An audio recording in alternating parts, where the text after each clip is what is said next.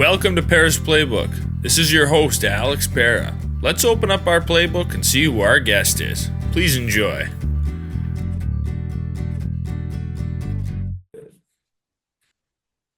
Welcome to episode 137 of Pera's Playbook. Today I'm joined by Sonya Knebel. She's a golfer. She's golfed in the Ladies European Tour. She golfed NCAA, and she does long drive competition. So a variety of things we can dive into. And she's in Germany right now. So it's 3 o'clock for me. It's 9 o'clock for her. But we're glad to have her on. So how you doing? I would say for me this afternoon, but for you it's this night or this evening.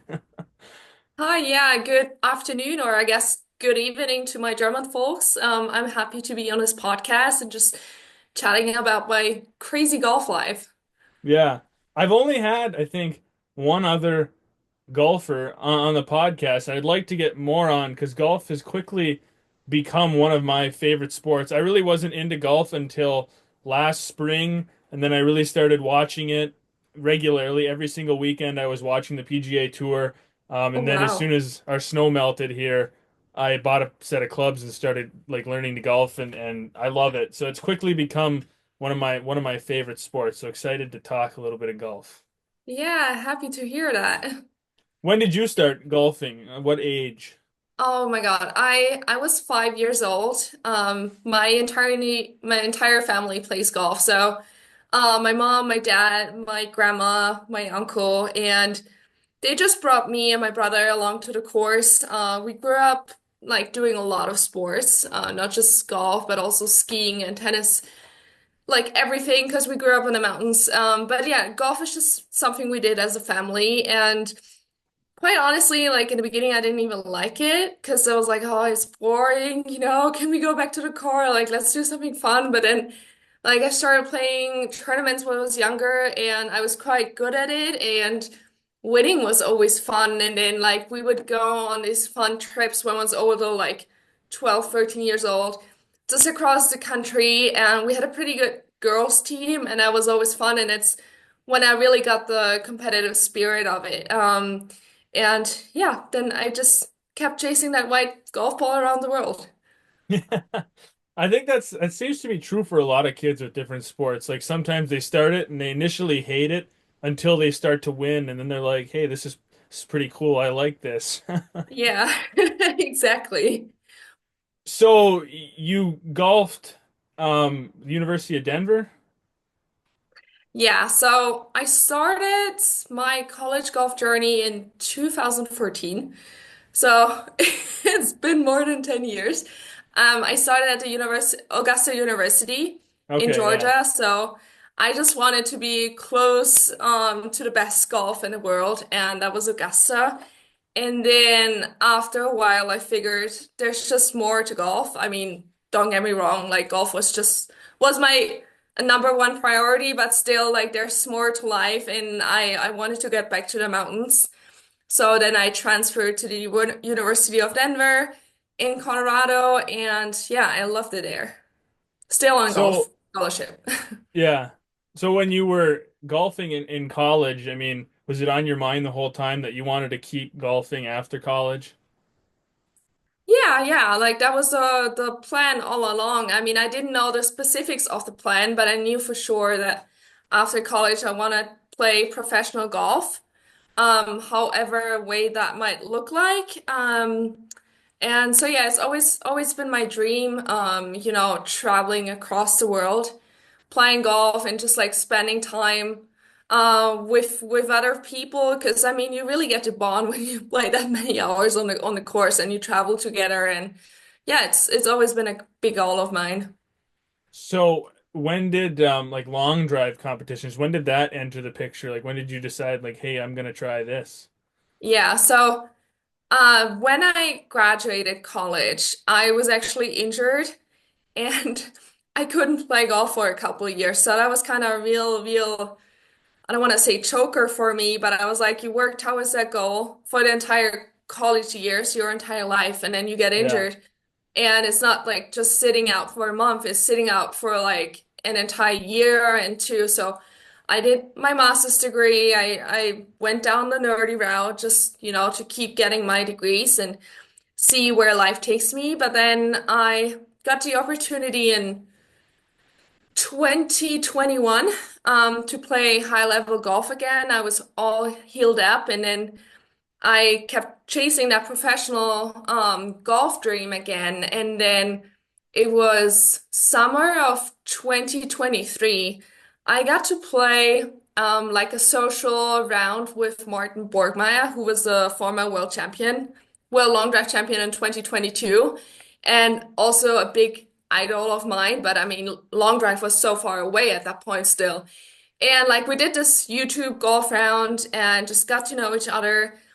And then we played, and he was like, "Hey, you're a long hitter. Like, you should really consider long drive once you're done with like chasing normal professional golf." And so I was like, "Yeah, yeah, yeah, I'll keep it in the back of my mind." And then a mutual friend of ours was organizing the European Long Drive Championships that year. And he was like, Sonia, maybe you should just like participate. See if you even like the sport. You could think about it in a couple of years, but just try it out. You have nothing to lose. Just try it out. And so I drove like 10 hours across the country in Germany to participate there. I didn't know anything about long drive rules, like nothing. I had to borrow like T claws, which is things you can like put on mats because you cannot put like a tee into the ground because you hit off mats. And I'm a lefty also. And it was a total mess, but somehow I ended up winning. And yeah, that was the beginning of it. And it was an amazing feeling to try that sport, like all the adrenaline. I was so happy, and like that's the thing that I was always missing with professional golf. Like I still like professional golf, but it's like all this adrenaline, this, you have more than one chance.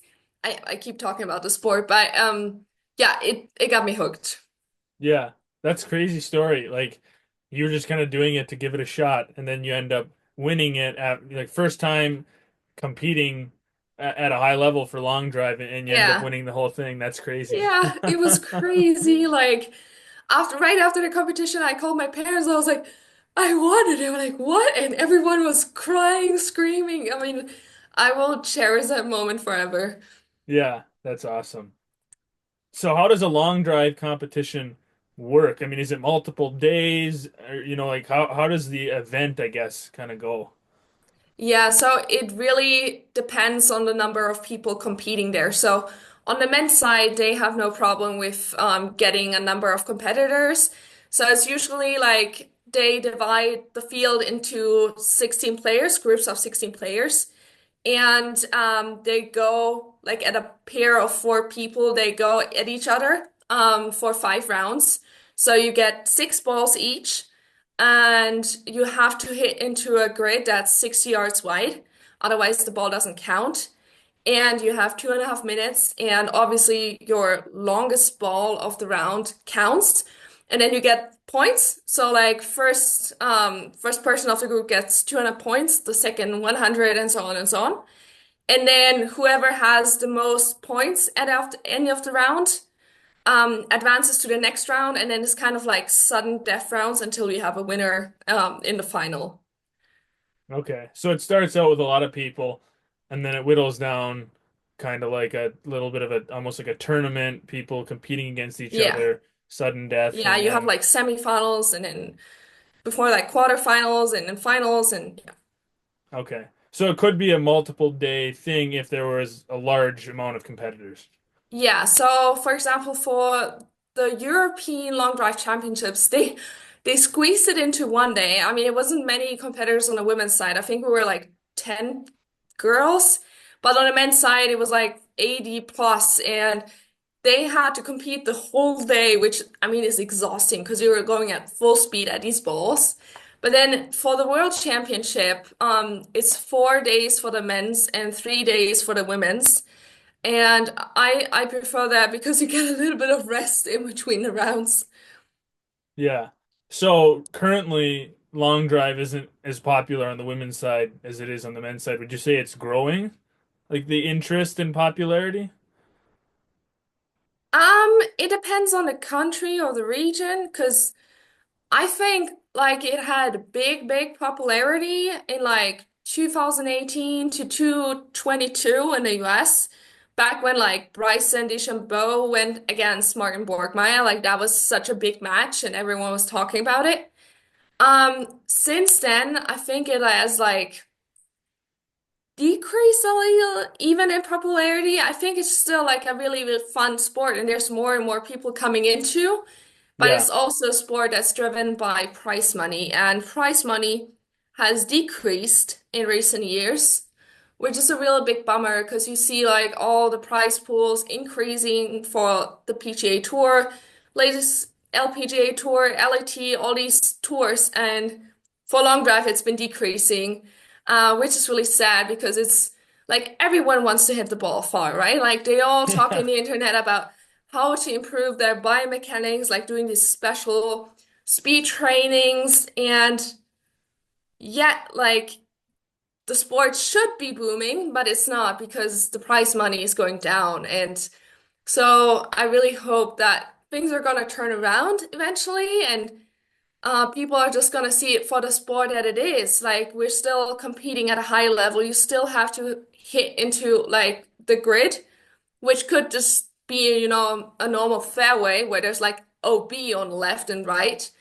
And just yeah, seeing it as a like a good, decent sport, and just like it's really fun to watch for people actually. It's much easier to follow in person than when you watch a normal golf tournament because you can sit on the stands, you can have a beer, you can listen to Yeah. music, you can party, you can scream.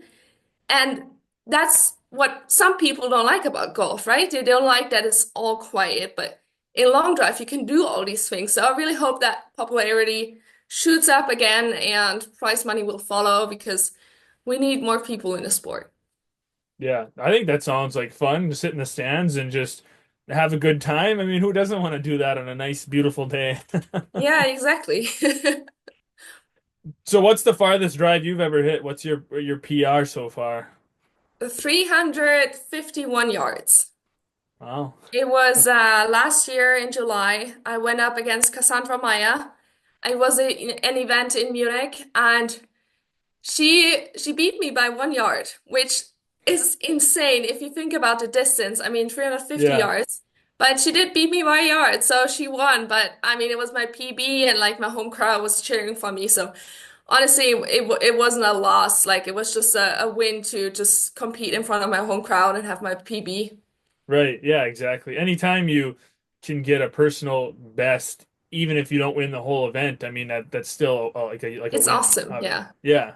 Right. Because I mean, with a lot of sports with personal best, I feel like golf, if you shoot your best score, um, or you hit the longest drive, or track, if you run your fastest time or whatever, even if you didn't win that race, I mean, you're still just ecstatic that you're Yeah. improving yourself. I mean, that's really Yes. what matters. Yeah. So I think I know the answer kind of based on what you said, but you've done a variety of different golf. You've done normal tournaments at different levels. You're doing long drive. Which one do you enjoy better? Do you like long drive better? I kind of do. I mean, there's a thrill to traveling on the LET and playing all these events, but it's also, you're under a lot of pressure and it takes up a lot of your time and energy. Just you're going to the tournament and you have the pro-ams, you have the practice rounds, and of course, it's like really fun to compete and travel, but it's also really hard on the body. After a while, whereas with long drive, like your competition days, yes, they're very strenuous, but it's only like a day or two, and you only have to compete for like max an hour and a half, which I enjoy. And like the big part of it is I can be loud, I can dance, and I have 6 tries each round. So if I mess up 5 and I have one like where I absolutely killed the ball, it's fine. Whereas in like professional golf, one shot that you miss could cost you a couple thousand. So I think like normal golf, yes, I absolutely enjoy it, but long drive is my preferred. Yeah, a little less stressful. Yeah. Because yeah, one bad. one, especially in a an event where everyone's scores are really kind of grouped together. If you have a couple of bad shots, that could be that could be the end, like you said. I mean, that could be thousands of dollars. It could be 10 places down in the leaderboard. It could be a lot of things. But Yeah. yeah, I mean, if you hit that one great long drive, you're set. So I Yeah, you can can make imagine. up for all the bad ones. It's Yeah, fine. yeah, a little less stressful. Yeah. So do you have a favorite golfer? Like, did you have a golfer that you idolized growing up, or you really enjoyed watching or following their game? Yeah, I do. So when I was little, it was always Phil Mickelson because he was one of the few lefty players out there, and I always saw like my dad used to buy his books about like short game magic, and I would always see him like, I mean, he won a freaking major. What was it, like 3 years ago? At almost 50 years old, or he was 50 years old. Like that Yeah, was crazy to me. So yeah, he was my lefty idol, and then it was Wesley Bryan, or he still is. Some folks might know the Bryan Bros, and the backstory is that he used to practice at our university facility, Augusta University, and I got to know him and like a little bit of his family, and just to see someone grinding it out every day chasing that PJ Tour dream goal and working himself up from like lower level to the Corn Ferry Tour to the PJ Tour and then actually winning an event and like staying at that elite level despite injuries was just, yeah, I mean, his story inspired me the most, and he's like one of the kindest and funniest human beings I know. And just what his brother and himself did. I mean, they also have other great siblings. I played with his sister in college, but just to work their way up and trying to finance their dream, doing the YouTube channel before that. Yeah, so he's my big favorite.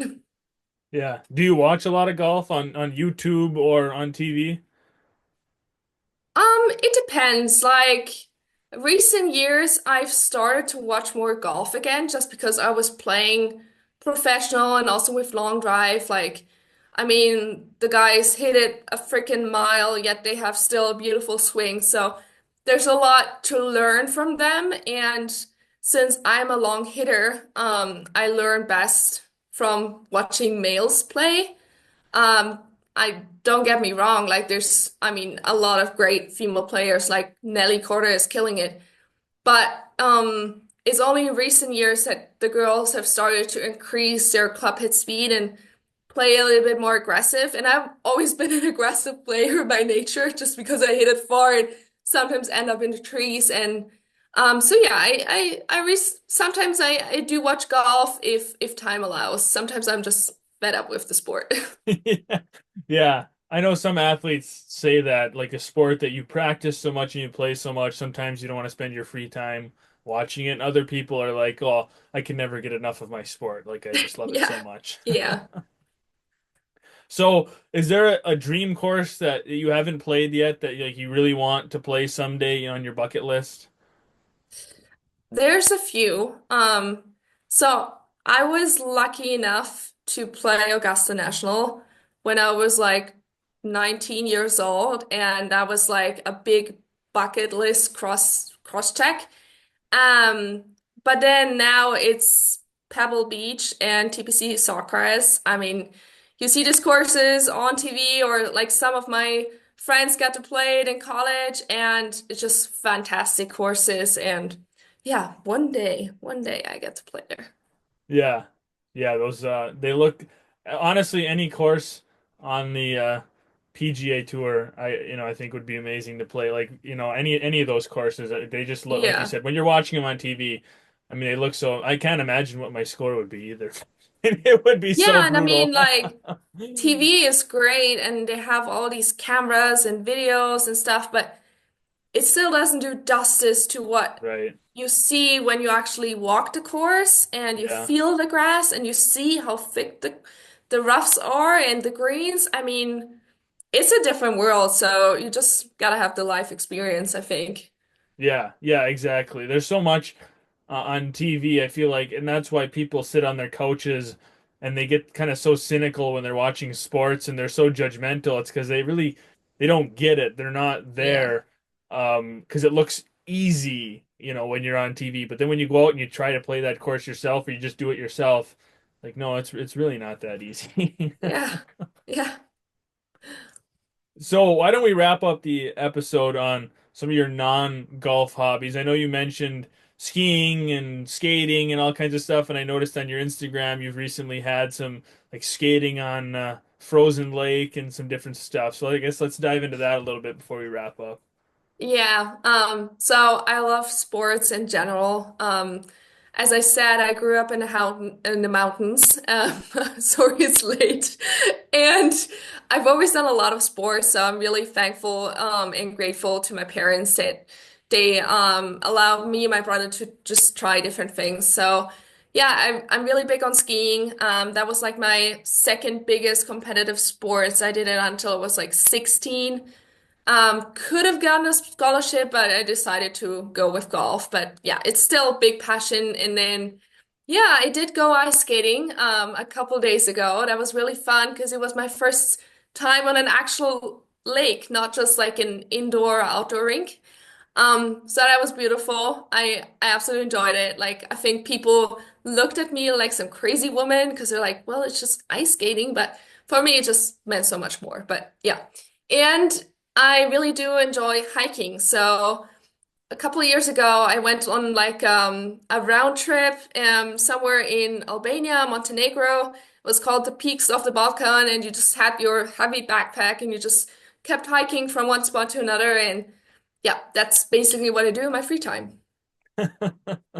Well, hey, if you love it, that's all that matters. Doesn't matter what Yeah. anybody, Yeah. if people look at you like you're crazy because you thought the ice skating was exciting.